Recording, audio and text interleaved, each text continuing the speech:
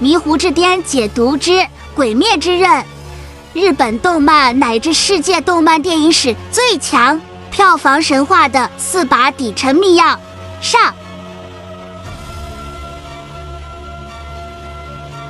鬼灭之刃可能是近年来最不可思议的一部日本动漫，如果只看漫画，它只有23卷，如果只看故事，它甚至算不上特别复杂，没有庞大的世界观，没有烧脑的政治博弈，也没有层层反转的悬疑布局，但就是这样一部作品，却创造了一个几乎没有人料想到的商业奇迹。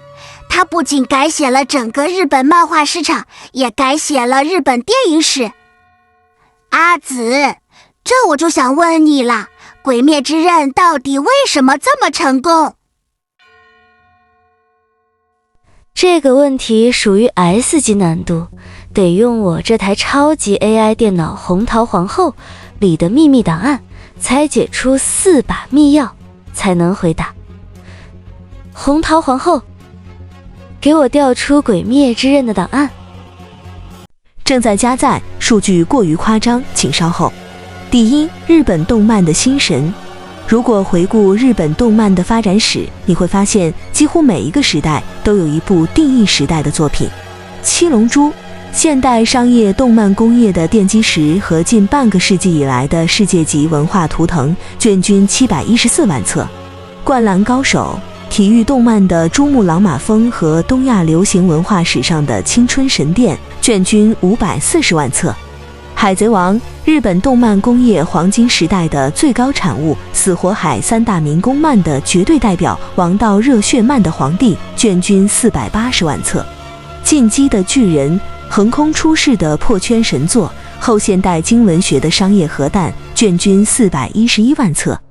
而鬼灭之刃属于另外一种奇迹，它连载时间并不长，总共4年。但动画播出之后，销量几乎爆炸式增长，最终创造了日本漫画史最高的卷均销量记录，卷均达到了史无前例的956万册。从商业角度来看，这几乎是一个无法复制的神话。第二，日本影视历史第一。真正让它封神的是2020年的《无限列车篇》，在全球狂揽507亿日元票房，不仅打破了日本动画电影纪录，也超越了持续20年占据榜首的《千与千寻》，成为日本影史票房冠军。近期上映的《无限城篇》3部曲第1章，依旧以横扫之姿在国际上斩获3.5亿美元。如果只看日本电影史，《鬼灭之刃》已经站上了最顶端。第三，世界动画电影的巅峰。放到世界范围，它同样惊人。《无限列车篇》上映之后，不只是日本市场爆发，从东亚、东南亚到欧美市场，《鬼灭之刃》都取得了远超预期的成绩。它不仅成为全球票房最高的日本电影之一，更在2020年前后的全球电影市场击败了一众好莱坞大片，登上当年的全球票房冠军。对于一部日本动画电影来说，这是一个几乎没有人想象过的高度，现象级口碑票房的2极分化。然而，伴随着无上荣光的是现象级作品中最密集的全球集体吐槽。小学生剧情、脸谱化人物、平庸的战斗设定，全靠飞碟社和经费飞升，这一连串堪称尖锐的批评，与他全球影视级别的商业成就，形成了一对似乎无解的矛盾。一句时无英雄，使庶子成名，真的就可以完美化解了吗？红桃皇后，等一下，如果鬼灭之刃真的如此平庸，为什么坐在这个荣誉宝座上的不是同时期的咒术回战或者电锯人呢？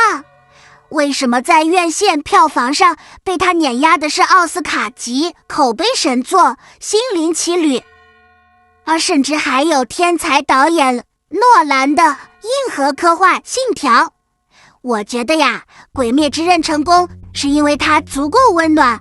我在网上刷那些评论，有人说鳄鱼老师特别擅长描写情感，我觉得很有道理，因为啊，炭治郎真的太善良了。而且我看完这部作品以后，心里真的暖暖的。我宣布，鬼灭属于我的精神猫条。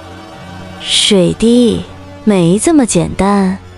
你想想，温暖的作品很多，善良的主角也有很多，真正达到这个商业高度的却绝无仅有。要知道，他可是碾压了天气之子、心灵奇旅。还是让我最聪明的宇宙档案管理员阿紫来撕开所有表面的标签，建立起这场商业奇迹的底层模型，给你拆解鬼灭的4把终极密钥吧。剧情回顾：鬼灭之刃的故事背景定格在日本大正年间20世纪初的冬夜。这个世界的暗处存在着一种鬼，他们拥有漫长的寿命、恐怖的再生能力，以人类为食，且唯一的死穴是日光。为了对抗这份非人的诅咒，民间的凡夫俗子们结成了血盟，代代相传，称之为鬼杀队。他们没有官方承认的身份，拔刀只在永夜之中。主角少年炭治郎在一个血落无声的清晨，目睹了全家被恶鬼屠杀的惨剧。唯一幸存的妹妹祢豆子也因为沾染了鬼之血，化身为畏光的恶鬼。为了拯救妹妹，也为了给死去的家人复仇，少年毅然握紧长刀，踏入了那条由无数同伴的白骨与热血铺就的斩鬼之路。阿紫到底出场了，接下来是重磅时刻，快奉上4把密钥，让本喵看看这个日本动漫乃至世界动漫史上最强票房巨作的终极密码长什么样子，到底香不香，好不好吃啊？听好了，本子的社交能量只够讲一遍。第1把密钥，反抗虚无主义的真诚。许多人看完《鬼灭之刃》后都会用真诚、温暖来描述自己的观影感受。那么什么是真诚？是指角色人物有一说一，言行一致吗？是指炭治郎真的好善良吗？鬼灭之刃的成就是历史级别的，但是炭治郎的主角魅力在全球影迷心中并没有随之达成历史统治级别。相比于龙珠的悟空、海贼王的路飞、索隆、咒术回战的五条悟、进击的巨人中的艾伦、利威尔兵长，以及 DC 的蝙蝠侠、漫威的蜘蛛侠、钢铁侠，炭治郎受欢迎的程度甚至逊色于红柱的义勇和善意。真诚是什么意思？还用说吗？看本喵就知道了，我就是真诚的化身啊！我认为《鬼灭之刃》的真诚体现在5个方面。第一种，没有犬儒和讽刺。过去20多年，大众文化越来越喜欢反英雄，比如说进击的巨人，黑色幽默，比如说瑞克和莫蒂，自我嘲讽，比如说子世，还有解构英雄啊，比如说银河护卫队。其实正义也是假的高喊着这样的口号的剧作，比如说黑袍纠察队。所以反英雄似乎成了现代流行文化的一种惯例。然而鬼灭之刃的世界里没有反讽，炭治郎说我要保护妹妹，他就是认真的。炼狱杏寿郎说我会守护所有人，他就是认真的。这里没有任何试图消解严肃性的自嘲，他拒绝了这种现代人的犬儒病，就是没有人阴阳怪气。第二种，情感直白。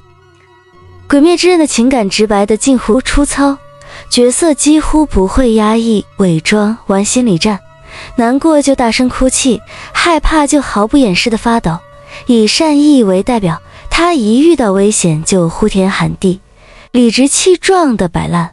这种不装逼的懦弱反而成了现代内耗社畜最真实的镜像。第三种，善恶对立。许多人其实没有意识到，现代商业叙事最重要的一点是故意把复杂度放在情绪，而不是放在理解文本上。鬼灭有着极其简单的善恶二元对立，吃人就是错，保护人就是对。炭治郎虽然温柔，但杀鬼时从来不纠结、不犹豫、不圣母。所以这部剧他不开脑洞，不探讨复杂的政治体制，没有艰难的道德选择，这造就了一种古典的真诚感。也就是说，他拒绝给观众的大脑增加认知负担。第4种，毫不炫技。有一些作者写作品的时候，你能明显感觉到，作者在说，看我多聪明，快来膜拜我吧。比如他们会有非常复杂的设定，大量的隐喻、哲学讨论、极致反转、神奇脑洞，而《鬼灭之刃》几乎完全没有这种感觉。我懂了，有的人批评鳄鱼老师没有才华，不够天才，保守，不肯创新。但反过来，其实这是一种不炫技的真诚。他不会让观众觉得作者一直想证明自己真的很厉害。喵，我果然聪明伶俐，一点就透。金吉拉的智商确实比美貌的布偶略胜一筹。所以我现在会把所谓的真诚重新定义成一句话：作品没有刻意和观众拉开心理距离，它不会给你一种感觉，似乎在问你，你懂不懂隐喻？你懂不懂我的哲学？你懂不懂这个世界观？你有没有猜到我的故事发展？它只是陪你经历了一个故事。第5种，直面死亡。爆米花电影喜欢在大结局让所有人复活，走向合家欢，但鬼灭却极其的冷峻。他用血淋淋的代价告诉你，肉身杀鬼，英雄的死亡随时可能降临，这就是生活。怪不得呀，粉丝们一直觉得鳄鱼老师对角色太舍得死了，真相原来是这样。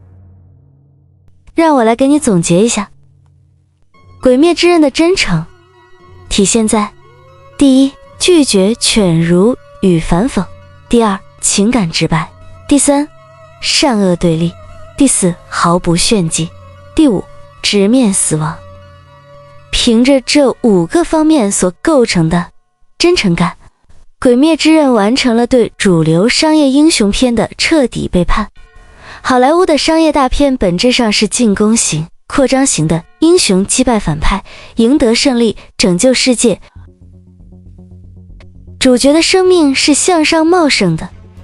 但鬼灭是防御型、献祭型的，主角们不想要功名，也不想当拯救世界的超人，他们拔刀只是为夺回失去的日常。在战斗中，强者不断死去，生还者断肢残疾。它不是以伟大的胜利告终，而是以惨烈的代价为现代人换取一个安放悲剧的避难所。当全网都在玩黑身残、玩反讽、玩虚无主义的同时，有些动漫试图用后现代的冷峻随意解构崇高，让人气角色死得荒诞而突兀。而鬼灭就像一个守旧的古典主义者，倔强地在那儿宣扬温柔，守护死亡的尊严与灵魂的彼岸。这种纯真到甚至有点土气的剧情，在虚无主义蔓延的当下，反倒成了一个熠熠生辉的异类。哇哦，真诚2个字背后原来有这么多细节，我很好奇，第2把秘药会是什么呢？第2把秘药，神级场景背后的情绪工业。所有文化作品本质上都在卖一种体验，只是不同作品体验不同。为了方便理解，我把它简单的分为6种体验。第1种，认知体验。比如《星际穿越》《盗梦空间》，还有《三体》，它们带给你的不一定是最强烈的情绪，真正让人感到兴奋的是，原来还能这么想，这个世界居然可以这样解释，我的认知被刷新了。所以呢，你消费的其实是一种思维上的惊喜。第二种，世界体验。还有一些作品，它最大的魅力根本不是剧情，而是那个世界本身。比如说《哈利波特》《魔戒》《阿凡达》都是典型例子。它的卖点不是剧情，而是我想住在那个世界。观众消费的是世界观、文化、种族、历史、生态、地图，甚至语言。这就是为什么《魔戒》的作者托尔金甚至于发明了高种族精灵的昆雅语和灰精灵语、辛达林语。第三种，人物体验。有一些作品真正吸引人的是角色，比如说蝙蝠侠、绝命毒师、教父、后翼骑兵。这些剧的剧情当然重要，但许多观众真正期待的是，我想继续看这个人，人物本身就是最大的商品。第四种，感官体验。有一些电影你离开电影院以后，剧情已经忘了大半，但是你还记得画面太震撼了， IMAX 太逼真了，哇，立体声好沉浸，配乐太绝了。阿凡达、壮志凌云2都是这样的典型代表，这就是感官体验。第五种，价值体验。有一些作品它会逼你重新思考许多问题，比如说什么是善恶，什么是责任，什么是生命，什么是文明。像辛德勒的名单、活着，还有宫崎骏的许多电影都属于这一类。你消费的是一种价值观上的共鸣。第六种，情绪体验。最后还有一种最直接，它就是让你笑，让你哭，让你害怕，让你激动。比如说喜剧、悲剧、惊悚剧，它本身就是一种情绪类型剧。像周星驰的电影，印度著名的电影《三个傻瓜》系列，还有徐峥的囧系列，这些作品都特别善于调动观众的情绪，而《鬼灭之刃》恰恰也是这一类型的高手。不过它和大多数商业电影又有一点很不一样，许多商业电影都很会制造情绪，动作片卖的是刺激，灾难片卖的是紧张，恐怖片卖的是惊吓，超级英雄电影卖的是热血。鬼灭当然也有这些，神级的作画，燃烧着的经费，极其华丽的战斗，这些都会刺激观众的肾上腺素。但我后来发现，它真正厉害的其实不是贩卖某一种情绪，而是情绪之间的衔接和转换。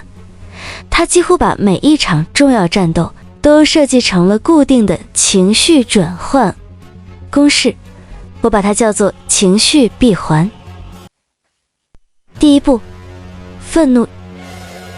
一开始，鬼开始作恶，灭门、吃人、屠戮无辜。这个鬼真该死。第二步，紧张，主角不断陷入战斗劣势，断刀、吐血、倒下。不会真的输了吧？第三步，释放。这个时候呼吸法觉醒了，斑纹开启了，新的招式出现了，配乐响起，所有的压抑在这一刻一起释放，这就是最典型的爽感。通透境界，水之呼吸第7式波纹击刺曲。哈。第四步，催泪。这个时候鬼死了，可是故事还没有结束，真正重要的部分现在才开始。接下来是长时间的回忆杀，走马灯，家人遗憾失去，太可怜了。第5步释怀，最后鬼化为灰烬，重新见到了父母，重新见到了爱人，重新找回了作为人的身份。当观众离开电影院的时候，已经不是带着愤怒，而是带着一种放下了的平静。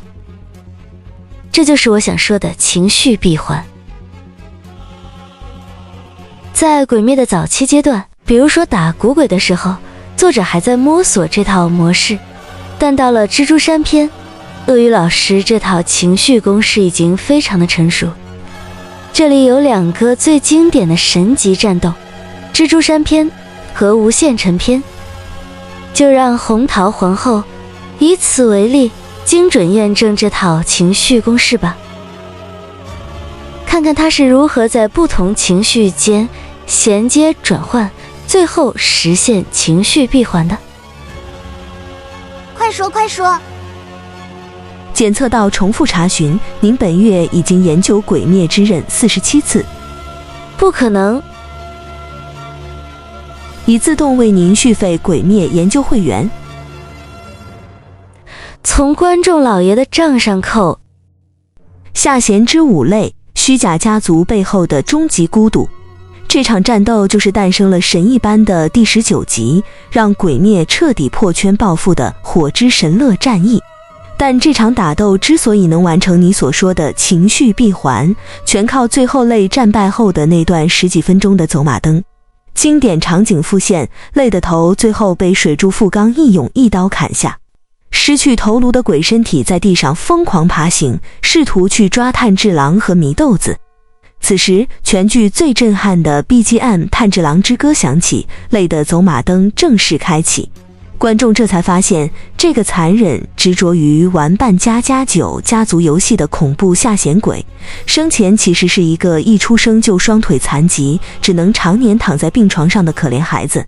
无惨给了他血，让他能站起来，但他却付出了以人类为食的代价。当他的父母含泪决定和他一起殉情，试图在睡梦中杀了孩子再自杀时，累在愤怒中反杀了自己的亲生父母。直到母亲临死前对他说，没能给你健康的身体，对不起，累才明白是他亲手斩断了自己最渴望的真正的家族羁绊。这1000多年来，他在蜘蛛山强迫别的鬼当他的父母兄弟，只是因为他在了当年的悔恨与孤独里无法自拔。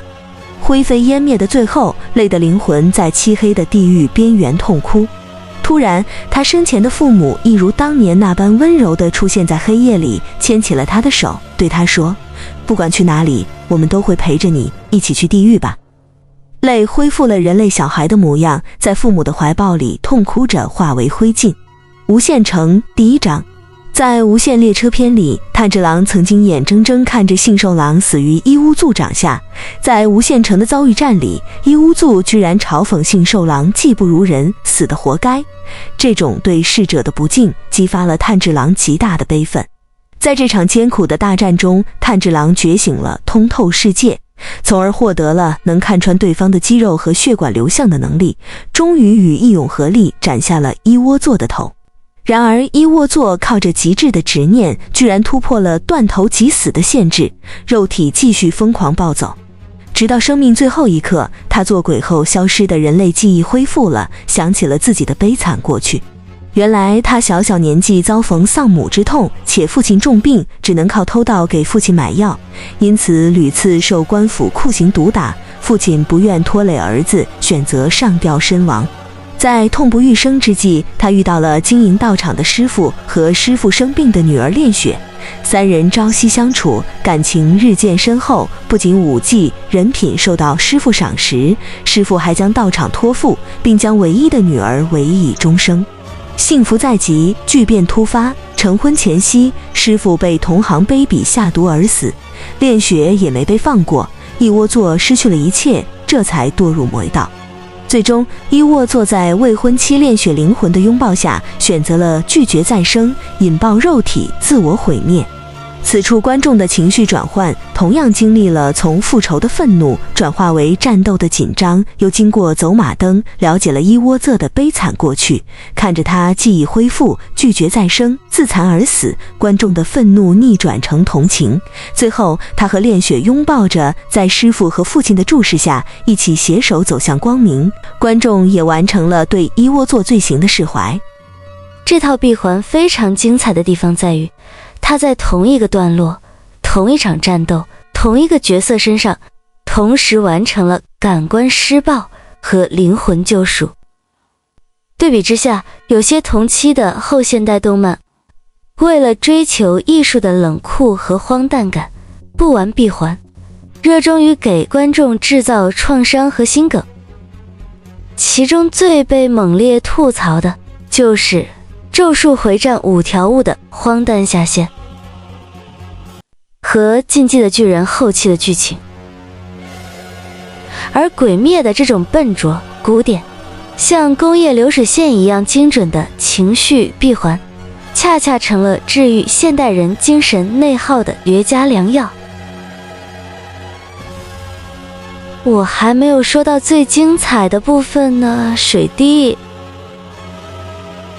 数字不可教也。不过屏幕前的你既然能听到这里，说明你和水滴不同，你听懂了这场精密的情绪工业。但如果你以为鬼灭之刃的极限仅仅是情绪闭环，那你就完全低估了鳄鱼老师的野心。为什么在无限列车篇里，鳄鱼老师敢于让高人气角色杏寿郎战死，而且不只是战死，还是战败而死？为什么在无限城中，每一个恶鬼燃尽的废墟上都升起了一座属于现代人的集体超度法坛？下一篇红桃皇后将解开最核心的档案。我们继续聊属于鬼灭的第3把密钥救赎结构，以及第4把密钥属于东方人独有的生死观。我是迷糊之巅山巅观测站宇宙档案管理员阿紫，照顾好你身边的猫，我们下期无限城见。